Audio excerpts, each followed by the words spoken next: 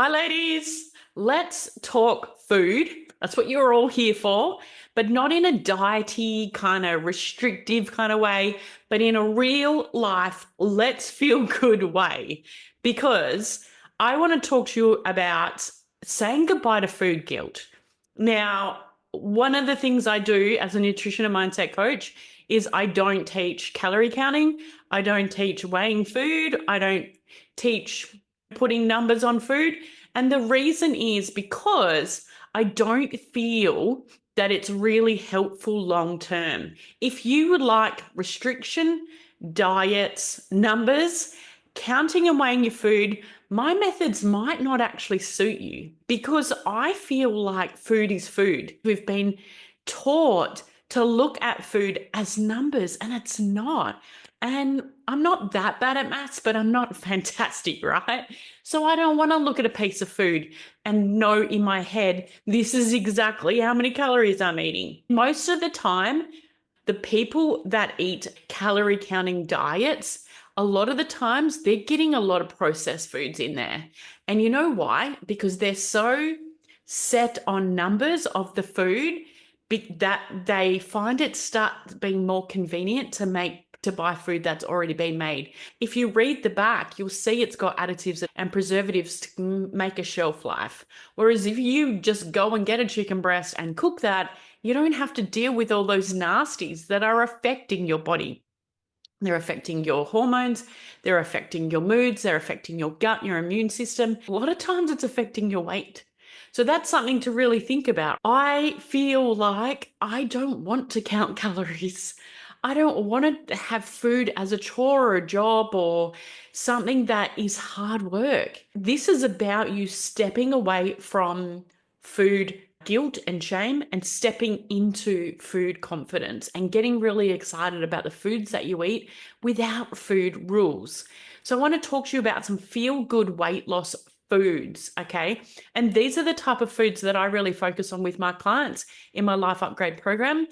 They're not anything magic, but they do really key things. The first thing is they keep you full. And that's what a lot of people aren't doing. They're choosing foods that don't keep them full. And so half an hour later, they're already thinking about the next meal. And then in the day, their quantity is quite high of food intake because they're not actually eating foods that fill them up. The next thing is balancing your blood sugar. We don't want to have energy crashes because when the body's tired, it's going to crave. And so when we can get our blood sugars more balanced, we're less likely to overeat.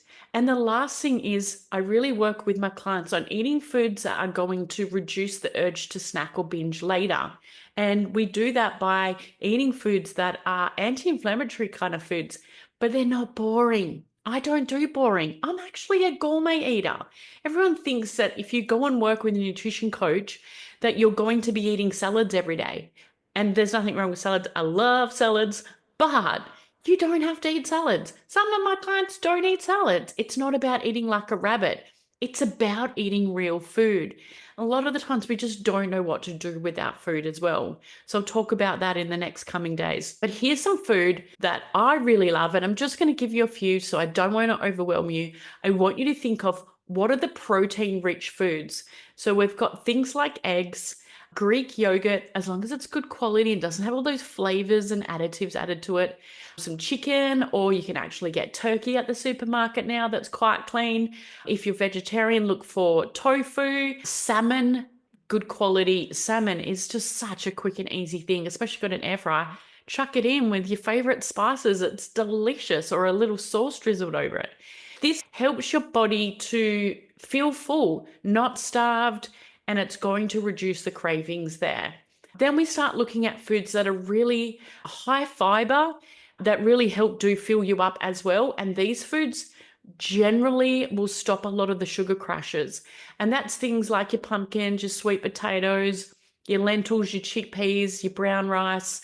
And these give your body that kind of like longer lasting energy. It stops that real spike and up and down that your body can go through if you're not eating the right foods or the right combination of foods. And it's so easy to put them in with food. Like everyone's like, oh, chickpeas, oh, lentils. I get my clients eating that. They're like, I cannot believe I eat it. And then they'll turn around and say to me a few weeks later, I can't believe my husband's eating it. But it's just the way that you cook it or the way you use it. A lot of people don't know what to do with it. And so that's why they don't like the taste of certain things. And it takes a while. If you're eating a high processed diet or you're eating a lot of sugar or a lot of salt, and I'm talking about the not so great salt, then your taste buds aren't used to things that are more plant-based or more like a clean protein.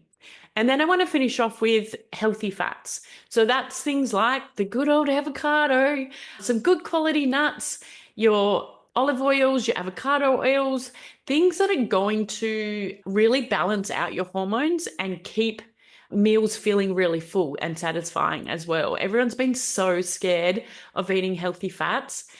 As long as you don't eat ridiculous amounts of them, it's so good for you. It's really good for your hair, your nails, your skin, and your gut. And it oils your brain. You got foggy brain? We need some healthy fats.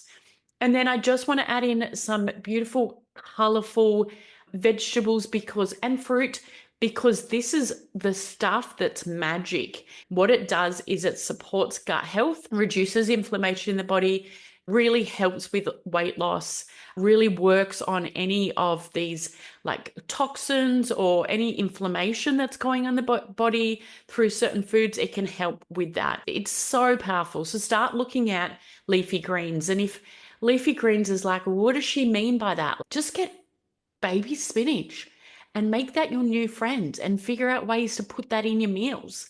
I put a bed of baby spinach and then I put my curry on top. It's beautiful. You can use baby spinach with so much food, and if you're cooking with it, it disappears. It doesn't have a strong taste if you're scared of vegetables. Zucchini, great vegetable to use because you can do it in so many dishes. It doesn't have a strong taste, especially how to cook with it and how to cook it right. A lot of people undercook it, and I'm always talking about we really need to undercook our food, our veggies more. But when it comes to certain vegetables, if you don't like the certain taste, then you can cook it a little bit more, but not in how your grandparents used to do it, where you killed the veggies, in a way that it's just really enhanced the softness and the flavors of it.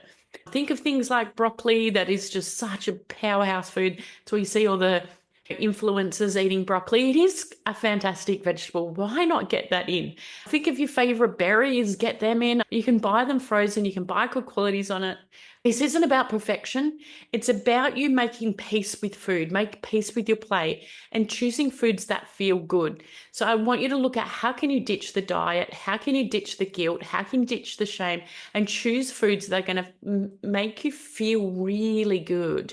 You notice the difference. You feel calm, you feel full, you don't feel restricted, and you're like, wow, geez, normally I would have to eat so much more to feel full, and I feel really good right now.